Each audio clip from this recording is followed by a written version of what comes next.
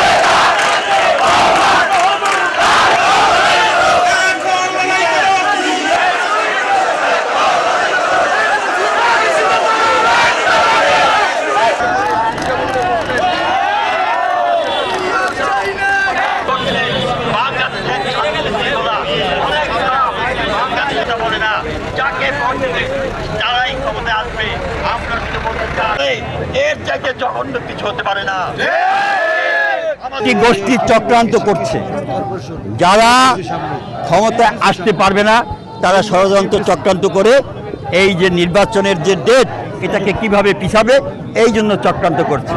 আমাদের দাবি, বাংলাদেশে এখনকার যে পরিস্থিতি খুবই খারাপ পরিস্থিতি, এই যে ইন্টেরিয়র গভর্নমেন্টে যারা আছেন তারা কোনো কিছুই সামাল দিতে পারছে না। যেখানে যেখানে মব হচ্ছে, খুন হচ্ছে, গুম হচ্ছে, সেখানে তাদের কোনো রকম তারা কোনো অ্যাকশন নিচ্ছে না।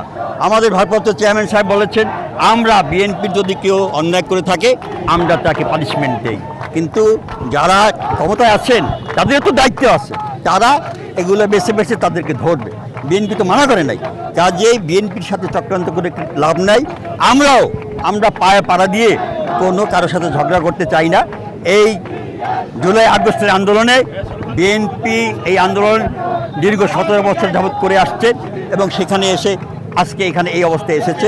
সারা বাংলাদেশের একটি খুব ক্ষুদ্র সংগঠন বলি আমার ভাষায়, ক্ষুদ্র সংগঠন, সে মব সৃষ্টি করে আমার জাতীয়তাবাদী ছাত্রদল এর মব সৃষ্টি পায়তারা করতেছে, জাতীয়তাবাদী ছাত্রদলের উপর চাপিয়ে দেবে।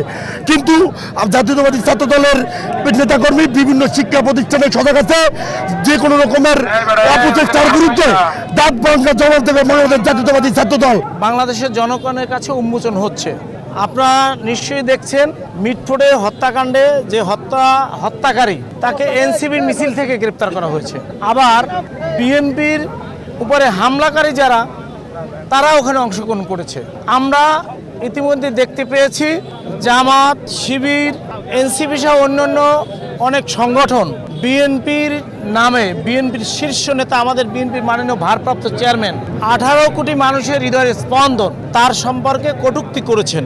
আজকের আপনাদের মাধ্যমে আমরা বলতে চাই তাদেরকে নিঃশর্ত ক্ষমা চেতে হবে। তারেক রহমান সম্পর্কে যে কটূক্তি করেছেন, কুরুচিপূর্ণ বক্তব্য দিয়েছেন, তাদেরকে নিঃশর্ত ক্ষমা চেয়ে জনগণের কাতারে আসতে হবে। আর না হয় এর জবাব আমরা রাজপথে দিয়ে দেব। আমাদের হাইকমান্ডের নির্দেশ, দেশের জনগণের সাথে থাকুন, জনগণের পাশে থেকে জনগণের অধিকার আদায়ের জন্য আমাদের নেতা বিএনপির মাননীয় ভারপ্রাপ্ত চেয়ারম্যান জনাব তারেক রহমান নির্দেশ দিয়েছেন। আমরা তার নির্দেশে পালন করতে বদ্ধপরিকর। আজকের আপনারা দেখেছেন বাংলাদেশ জাতীয়তাবাদী ছাত্রদল প্রতিবাদ মিছিল করেছে।